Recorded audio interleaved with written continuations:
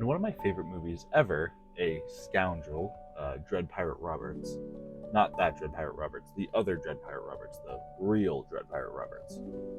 He is after a woman, and an intellectual, Benzini, has captured him, and he's holding this woman hostage. And Benzini says not to take another step closer because he has a knife to her throat and will slit it because he knows that he's not a match for the scoundrel on a physical level.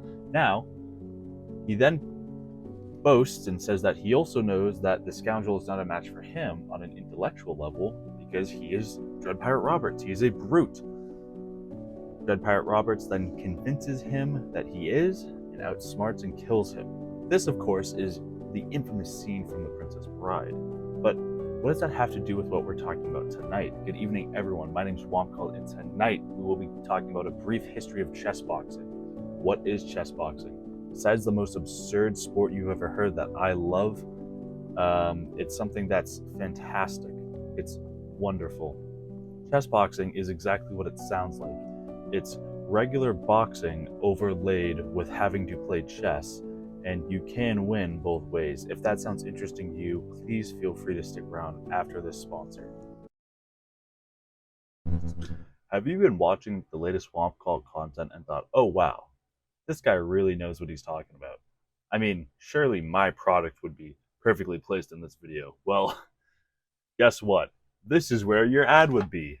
That's right, I'm barely a successful YouTuber, and I'm already shelling out my digital space for money. Whoa! But hey, don't take my word for it. Would they sell WompCult the business tie? If look at all this data. Look at that graph. I mean, I really know what I'm talking about. It's almost like I got the world in the palm of my hand. Oh my god, oh my god. If you want your ad here, please email wompcult2@gmail.com. Thank you for your time. So what are the rules for chess boxing? Well, it's important to note this. There are still weight classes. This is still boxing. Essentially, it's lightweight, middleweight, light heavyweight, and then heavyweight. And how does it work? Well, it essentially rotates back and forth between chess and boxing. I want to say it starts with boxing for 3 minutes, then the bells run, then they bring in chess and they play chess. And then after that, they go back to boxing and continuing until someone either knocks down on the ground or someone gets checkmated. It's possible to win both ways. Yeah, I mean, it's fascinating because you have these sort of brute athletes that have to, you're putting all your adrenaline into, I need to knock this guy's head off, I need to knock this person's head off, I need to knock this person's head off. Bell rings, you need to take all of that energy, put it to your dome and think, are they trying to trade queens right now? Do I want to trade queens right now? I mean, what's going on? So, what really is chess boxing and how did it get formed? So despite various different things sort of being the origins of chess boxing, it sort of mainly goes back to one guy named Ip Rubin. He is Dutch. I also want to point out here, because I feel like I wouldn't be able to live with myself if I didn't. Obviously, off of the classic Wu-Tang album, 36 Chambers, there's a song called The Mystery of Chess Boxing. That song actually appeared before the first mainstream chess boxing event. So the first one was in about 2000. That album dropped like 92, 93. Kind of cool to think about it. Rubin basically had this comic book when he was a kid, and this comic book takes place in an alternate world in like 2035 or something. Basically, these guys are fighting to death on a chessboard, and he had this idea and was like, wouldn't this be really cool? It was his dad's comic book.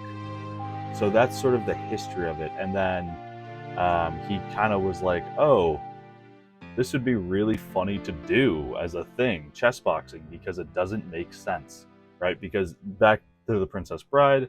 You have these arguments where, oh, I'd fight you, but you're too strong, and oh, I'd play you in a game, but you're too dumb.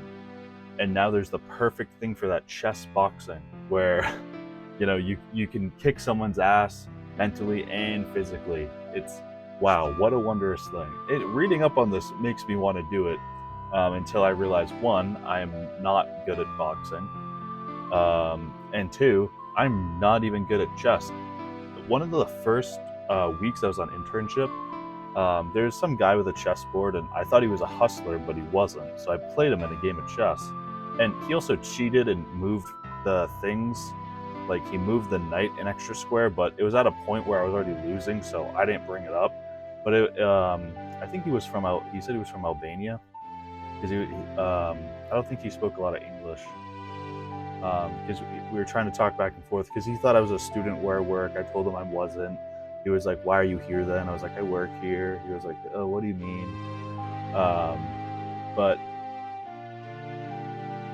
he didn't speak a lot of English. You know what he did do? Fucking kick my ass across the chessboard, dude. Oh my god, I was throwing. I was so bad to the point where there's a couple times he like, I would move a piece, and he'd just do this. He would just go, he'd just give me a little face. He'd give me a little face. And then he said something about how in Albania they have better chess players than Americans.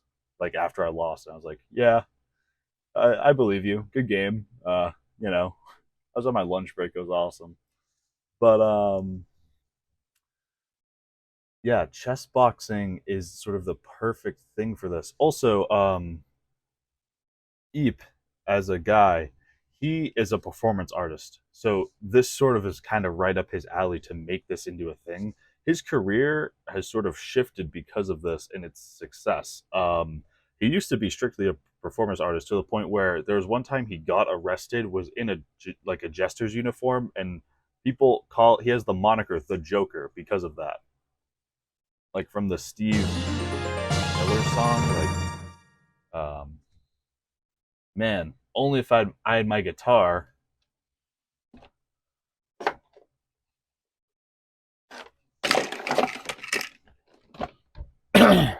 Man, only if I had my guitar. Some people call me the space cowboy. This is a bad bit. Anywho, used to be a performance artist, mainly doing things like that. Now he basically runs the, like, chess boxing federation. It's kind of insane. He kind of stepped away from performance art and basically made this sport an actual sport, which I, for one, want to thank him for openly, because it's clearly an amazing concept. And I think we have too many mainstream sports, if that makes sense. I know they're supposed to be mainstream, but part of me wonders how society would work differently if, instead of putting all of the money into the football zone, if we put it into, like, water polo. Like, what happened to water polo? Can we talk about what happened to NASCAR? Oh my god. Restrictor plates. Am I right, fellas? Yo, comment down below if you want a WompCult NASCAR video. Anywho, so that's the history of it. In the early years, um, it was kind of a thing. Like, the first ever performance was between him and this other guy, and he won. The founder won, so he was the first one ever to win a match. Then what happens is, basically, the Dutch Chess Federation, Dutch Boxing Federation, basically supported it more. They supported the first match to happen, but then they continued to support it, I believe, and that sort of planted the seed for this to grow. The first champions, those matches took place on October 1st, 2005. And from 2005 until 2008, you'll sort of see this early period of, these are actual championships. This is sort of becoming a thing. They're actually getting people who want to watch it. I think one of the first matches had about 800 people, which, for basically an amateur sport that is in a sort of professional setting, is a lot of people to care about something. This sort of era is kind of defined as sort of being start up, sort of starting up and kind of laying the foundation of what it will become and what it's supposed to be. Um, you have people like UN peacekeepers and stuff like competing against other people, and it's obviously it is funny, but to a sense, this is sort of the stage where people are kind of laughing a little bit, but still taking it really seriously or wanting to be taken seriously, like boxing. They trying to make people understand that this is a real sport, right? They don't want all those fifth graders to, write a bunch of letters to them and be like, "Did you know that this, along with cheerleading, is not a real sport? Period. The reason I think this is because football is better. Period. Thank you for your time, Mrs. Blah blah blah's or Mr. Blah blah blah's fourth grade class. Sincerely, Michael." The reason I made that joke is because there was a kid I went to elementary school with who would always bring that up, and it got so annoying so fast. Seriously, it was the worst. It was actually the worst ever.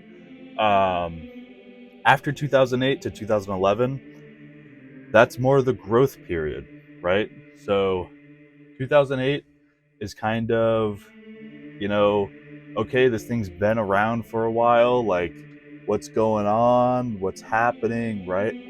And it starts to have different clubs founded in different places. One was found in London, one was found in Karsniak. I don't think I'm saying that right. Krasnoniak. There's one in Munich that opened in 2010s. The point is that it's becoming more of a global phenomenon, even if it's in these big cities like Munich or London. It's spreading, it's growing, right? It's kind of becoming something that will be taken more seriously because it has to be. By 2011 and into 2014, what started as a practical joke and sort of as performance art will essentially be a sport if it wasn't already, and will have worldwide recognition. You get more places in the US, more places in Asia. You get Asia in the US's own chess boxing leagues. It starts to explode everywhere, and for good reason. I mean, I have not really been much of a sports person in my life. I did a little bit of a sport in high school, and then the big scary thing happened. So, but yeah, I mean, I really do think it's interesting how fast this exploded, considering its conception was essentially in 2005, right? That's when the first match is happening.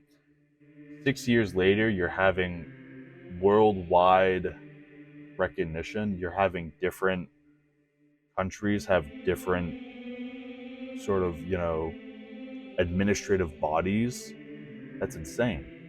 I mean, that growth rate has probably only seen or has probably only been seen in maybe one other place, which is probably my KD when I play Hulk on Marvel Rivals. I only play Hulk. And let me tell you, my KD is fantastic. I won't let you down ever. Unless I do, but then it's probably your fault anyways, because you suck. Yeah, you suck. Fuck you. Fuck you. God. Um,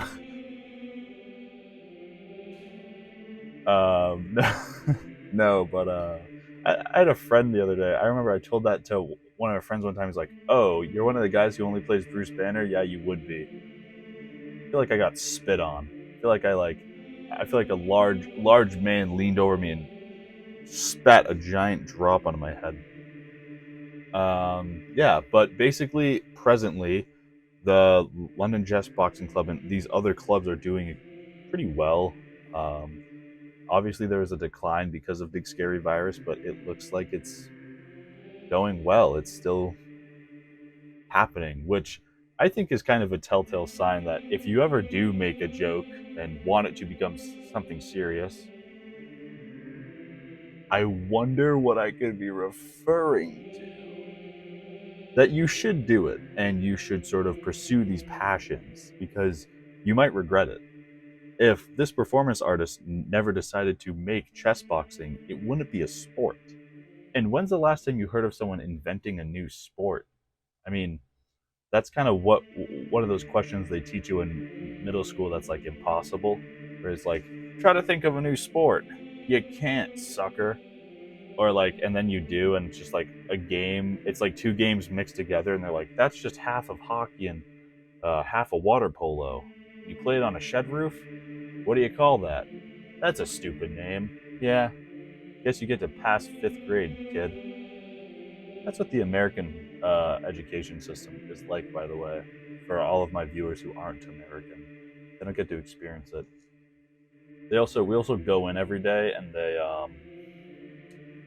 oh, what else happens? We go into school every day, and we basically learn like nothing. Like I remember going to public school and learning some stuff, and then thinking, this is weird. I'm gonna go on my phone.